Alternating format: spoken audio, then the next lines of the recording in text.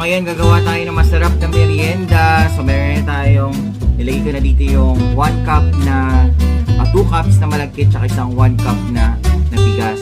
So ngayon, lagyan natin ngayon yung mainit na tubig. Binababad ko siya ng konti para medyo malambot na.